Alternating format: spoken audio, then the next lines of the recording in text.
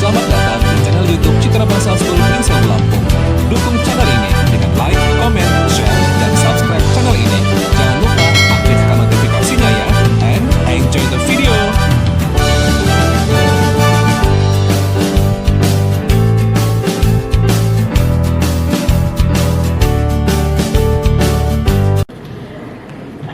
Pertanyaannya sebenarnya bagaimana cara agar mengurangi kemelekatan. Jadi seperti ini, saya itu punya kayak rasa trauma karena 4 tahun yang lalu ayahnya anak-anak itu berpulang. Nah, padahal setelah menikah itu dia satu-satunya dunia saya saat itu gitu. Terus kemudian ketika datang fase tidak warasnya saya, itu kayak mumpul di kepala dia, capek kerjaan, ya mungkin terus anak si Beril ini mungkin datang dengan tantrum, dengan masalahnya dia, gitu dia minta validasi saya. Saat itu saya kayak nggak bisa ngasih validasi buat dia, validasi positif buat dia, karena saya nggak selesai dengan diri saya sendiri, gitu karena ada muncul kayak rasa nyesel lah, ya tadi nggak ngurusin dia dengan baik, masih nggak nanggepin dia gitu.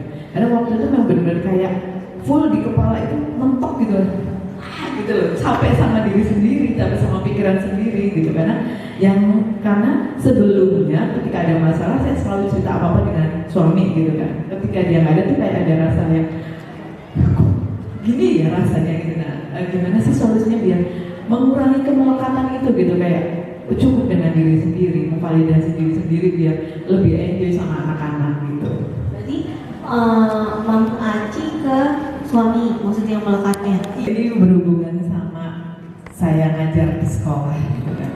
Jadi yang saya alami itu banyak ya oknum rekan guru yang masih melabeli anak gitu kan, misalnya bencong atau kamu nih sumber masalah, nggak guna segala macam, masih ada hal-hal negatif seperti itu yang keluar. Gimana langkah kecil yang bisa saya lakukan itu, maksudnya untuk ya paling tidak adalah langkah positif ke depannya gitu, karena saya juga nggak bisa ngatur mereka untuk yang benar sih gitu kalau ngomong gitu, karena di kondisi di sekolah saya paling junior gitu. Oke, itu aja mungkin pertanyaannya 2. Terima kasih. Oke, terima kasih. Langsung kita jawab, Miss. Oke. Mam Aci, yang pertama adalah kaitannya dengan tadi ya, suami, ayahnya anak-anak sudah meninggal di 4 tahun yang lalu. Sebenarnya hal pertama yang harus dipahami adalah kesedihan dengan kedukaan itu beda. Ketika kita kehilangan pasangan, itu kita ada di level grieving atau kedukaan. Itu tuh fase yang lebih berat dari sekedar sedih. Kalau kita mau pakai teorinya, itu ada stage, tapi stage di sini tuh bukan anak tangga yang kita tapaki gitu, tapi kondisi gitu ya. Jadi memang ada fase di mana kita belum bisa menerima, kita mungkin akan marah di dalam situ, sampai fase yang terberat adalah kita benar-benar jatuh di dalam gitu, depres banget. Bukan depresi dalam gangguan ya, tapi dalam kondisi emosi yang depres, benar-benar sedih, benar-benar keintisari gitu lah, titik balik dalam hidup kita. Baru di momen itu nanti yang selanjutnya adalah kita akan mengintegrasikan, menggabungkan ini apa sih, apa yang terjadi. Mungkin di dalam sana juga mungkin kita akan menyangkutkan bahwa ada takdir Tuhan, spiritualitas kita, bahwa ini sesuatu hal yang bisa kita kontrol, ini yang akan terjadi dan lain sebagainya. Baru nanti setelah ada di sana, kita akan trial sesuatu hal yang baru dalam penyelesaian masalah, dalam kehidupan gitu kan. Baru akan ada renew kita yang baru. Tapi sayangnya, fase yang saya sebutkan tadi itu bukan fase yang dari 1 maka 1, dari 1 maka 1. Ini adalah situasi, sehingga bisa jadi ketika Mams Aci udah hampir di posisi mengintegrasikan, oke, ini kuasa Allah, saya sudah bisa menerima. Terus kita punya permasalahan yang masih nyangkut dengan suami, misalnya anak kita bandel gitu, terus kita lagi berat-beratnya, terus kita langsung relate kan, seandainya masih ada ayahnya nih, kita akan jatuh lagi ke fase depresi. Itu bisa.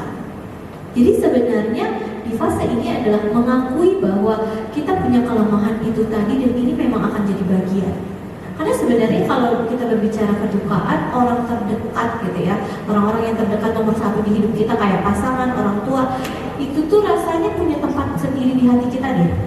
Mau kita udah renew-nya, mau udah jadi pribadi yang baru, itu nggak akan pernah ada. Jadi akan ada momen yang akan klik lagi. Nah itulah tugas mom adalah mencari apa nih ketika ada di titik itu, cara apa yang aman untuk aku merasakannya. Dan ingat, anak juga tambah dewasa kan, tambah besar gitu maksudnya. Ini 4 tahun yang lalu mungkin anak-anak masih masa balita, sekarang udah tambah besar. Itu sudah bisa diajarkan dan dikomunikasikan. Jadi boleh tuh ketika dia mau cerita, kita jujur dengan perasaan kita. Mama lagi kangen ya sama papa, lagi kebayang ini lagi sedih banget. Mungkin anak kita nggak menyelesaikan apa-apa ya, tapi anak paham kondisi kita sehingga ketika tadi yang mau bilang dia butuh validasi, dia tidak merasa diabaikan. Tapi mamaku juga lagi menyelesaikan masalah. Nanti kita udah lebih baik, baru kita ajak ngobrol lagi mama. Jadi ini memang bukan proses yang validasi maka selesai gitu Mbak. Ini proses yang berkesinambungan. Setelah itu kita ajak ngomong, kemarin kenapa Kak, kenapa Mas, kenapa Dek gitu. Itu Kak, ada masalah sama teman. Iya, kemarin mama juga sedih dan lain sebagainya. Dan perlu diingat, proses anak belajar tentang emosi itu kan bukan kayak kita belajar rumus di sekolah ya, yang ini loh dikali ditambah dikurang, enggak. Justru ketika anak melihat bagaimana orang tua merespon emosinya, itu pembelajaran yang lebih kuat. Itu yang kita copy dari orang tua kita dan itu yang dikopi oleh anak kita dari kita. Jadi sebenarnya ketika moms tadi jujur nih lagi berat nih fasenya, atau misalnya ada fase-fase lagi ekonominya limpung, pasti nggak mungkin kita nggak kepikiran seandainya nih ada 2 tombak mungkin akan lebih mudah. Pasti kan, itu kan pasti ada. Nah itu kita boleh, anak kita juga tambah besar, kita boleh kok menceritakan masalahnya. Walaupun nanti tambah besar bahasanya juga akan tambah lebih jelas ya Mam. Maksudnya kalau kita mikir kayak nanti dia kepikiran masalah sekolahnya, nggak apa-apa. Dia nggak apa-apa juga berpikir tentang masalah sekolahnya, tapi kan kita harus ada setelah itu kalimat penguat juga bahwa kita ada Allah, dia juga punya rezekinya, masih ada cara loh yang mama upayakan sehingga apa dia pun bisa menghargai proses perjalanan kehidupan dia. Itu sih, itu yang kadang-kadang saking sayangnya kita sama anak, kita tuh nggak mau ngelepas dan nggak pengen anak kita ngerasain kesedihannya. Padahal si anak ini ketika merasakan kesedihannya dan kesulitan pada orang tua, dia merasa dilibatkan, involve dia ke dalam kehidupan ini. Jadi itu proses belajarnya dia juga. Oh ada ya apa yang melakukan dalam hidup. Oh iya ya mamaku tuh benar-benar di keluarga ini tuh aku bukan cuma sebagai anak duduk nggak ada peran, tapi aku ada peran juga ya. Nah itu yang harus dipahami. Kadang-kadang bukan karena kita nggak mau sih, kalau aku merasanya lebih karena kita nggak tega, nggak pengen anak kita sedih. Padahal tadi ya kita udah belajar emosi sama-sama bahwa anak itu butuh. Dan dalam penelitian yang terbaru justru memang anak-anak ini yang akan menguatkan orang tuanya. Memang pada kasus-kasus terutama KDRT ya. Jadi justru ibu-ibu yang menjadi korban KDRT itu yang membantu nanti akan anaknya. Resiliensi anaknya yang lebih bagus. Jadi daya banting, daya lenting kayak bola bekel dilempar, bangkit lagi itu dari anaknya. Justru. Jadi kalau zaman dulu kan gitu ya, KDRT orang tua bercerai anaknya pasti buruk, itu mah teori lama. Di teori baru anak-anak ini justru tumbuh lebih kuat lagi, justru dia yang membantu si pihak orang tuanya. Jadi kalau si ibunya, dia membantu ibunya untuk dapat layanan kesehatan, pergi ke psikolog, dapat perlindungan dari Dinas Perlindungan Perempuan dan Anak, itu justru jadi dari anaknya. Jadi kita tidak boleh mengecilkan peran anak kita dalam keluarga ini karena dia juga punya peran yang penting dan anak bertumbuh gitu. Itu yang Mams ya. Jadi memang akan ada tuh momen-momen seperti itu tuh bukan karena kelekatan ya. Gimana pun itu hal yang paling menyedihkan dalam hidup kita. Itu ranking 1-nya.